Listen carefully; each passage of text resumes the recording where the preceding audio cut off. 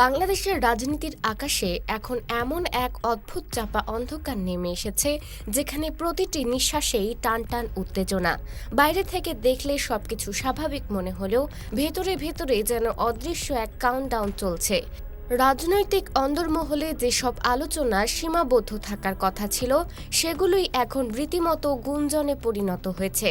কারণ একটাই, জামায়াতে ইসলামী এবং চরমোনাই পীরের নেতৃত্বাধীন ইসলামী আন্দোলন বাংলাদেশের সম্পর্ক এখন এমন এক সন্ধিক্ষণে দাঁড়িয়ে, যেখান থেকে পরবর্তী মুহূর্তটি কোন দিকে মোড় নেবে তা কেউই নিশ্চিত করে বলতে পারছে না। দিনের শুরুতে যে বার্তা ভেসে আসছে, দিনের শেষ ভাগে তার সম্পূর্ণ বিপরীত ইঙ্গিত মিলছে। একদিন বলা হচ্ছে চরমোনাই জোটের সাথেই থাকছে, আবার পরদিনই এমন বক্তব্য আসছে যা শুনে মনে হচ্ছে বিচ্ছেদ যে কোনো সময় ঘটে যেতে পারে। এই অনিশ্চয়তার আবহেই সবচেয়ে বিস্ফোরক খবরটি রাজনৈতিক মহলে ঝড় তুলেছে। জামায়াতে ইসলামী নাকি চরমোনাইকে বাদ দিয়েই পূর্ণাঙ্গ জোট গঠনের প্রস্তুতি সম্পূর্ণ করে ফেলেছে। যদিও প্রকাশ্যে কেউ তা স্বীকার করছে না, তবে নেপথ্যের সূত্রগুলো বলছে ভিন্ন কথা। চরমোনাই পীরের পক্ষ থেকে 12ই ফেব্রুয়ারির আগে অনেক কিছু ঘটে যেতে পারে। এই বক্তব্যটিকে অনেকেই নিছক মন্তব্য হিসেবে দেখছেন না, বরং এর মধ্যে এক ধরনের সতর্ক সংকেত খুঁজে পাচ্ছেন বিশ্লেষকরা। কেউ কেউ বলছেন, বিএনপির সঙ্গে যদি চরমোনাইয়ের নতুন কোনো সমঝোতার রাস্তা খুলে যায়, তাহলে জামায়াতের সঙ্গে বর্তমান বোঝাপড়া ভেঙে পড়তেও বেশি সময় লাগবে না। এমনকি চরমোনাই সম্পূর্ণ ভিন্ন পথে হাঁটার সিদ্ধান্ত নিতে পারে। কিন্তু প্রশ্ন হলো, এই সব নাটকীয়তার মাঝে জামায়াতে ইসলামী কি শুধু অপেক্ষা করছে? বাস্তবতা বলছে না।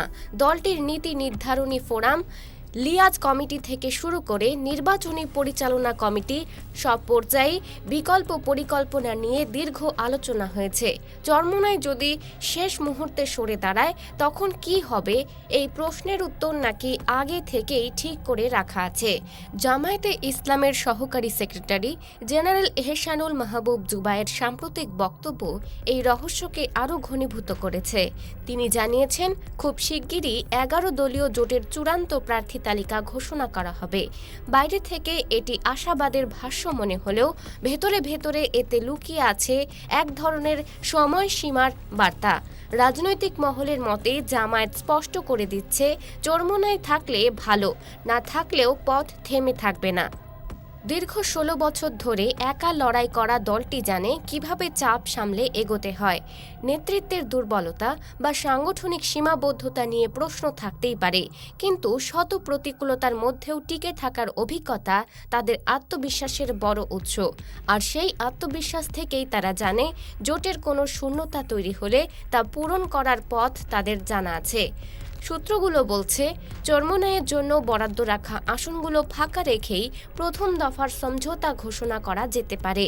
এরপর পরিস্থিতি অনুযায়ী নতুন করে বন্টন, অর্থাৎ সবকিছুর জন্যই প্রস্তুতি সম্পন্ন। এই আত্মবিশ্বাসী এখন রাজনৈতিক অঙ্গনের সবচেয়ে বড় রহস্য।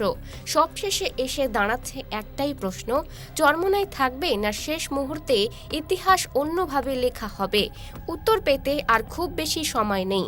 আগামী কয়েকদিনেই পর্দা উঠবে এই রাজনৈতিক নাটকের শেষ দৃশ্যে।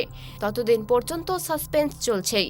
এমন রহস্যময় ও গুরুত্বপূর্ণ রাজনৈতিক বিশ্লেষণ পেতে আমাদের চ্যানেলটি এখনই সাবস্ক্রাইব করুন।